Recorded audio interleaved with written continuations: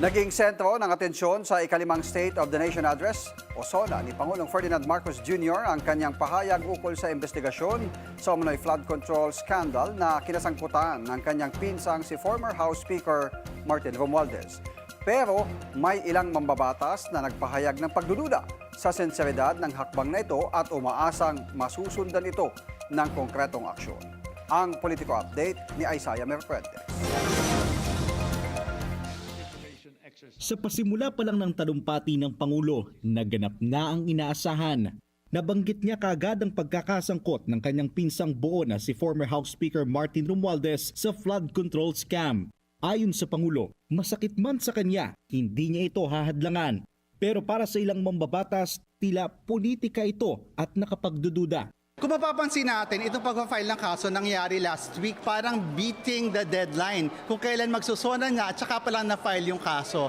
We have so many reasons na magduda kasi meron sila isang buong taon mula last zona pero last week lang na-file ang kaso. Matatandaan na makailang beses nang nakaladkad si Romualdez sa isyu ng korupsyon, subalit tila ngayon lang ito umuusad. Nabababawan at walang bigat naman para kay Navota City Congressman Toby Tiangco ang talumpati ng Pangulo. Hindi buo eh. Dapat mas malakas yung mensahe doon. At talagang isang dapat doon na sinabi is that dahil siyang presidente, dapat ang sinabi doon is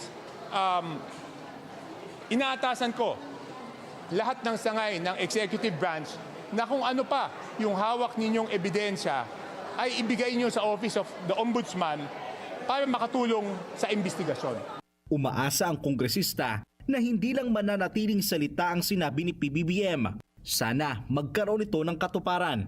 Samantala, para sa isang miyembro ng House Prosecution sa impeachment trial laban kay VP Sara na si Bicol Saro Representative Terry Redon, almost perfect si PBBM. Para sa Politico Nightly, Isaiah Mercuentes, Billionario News Channel.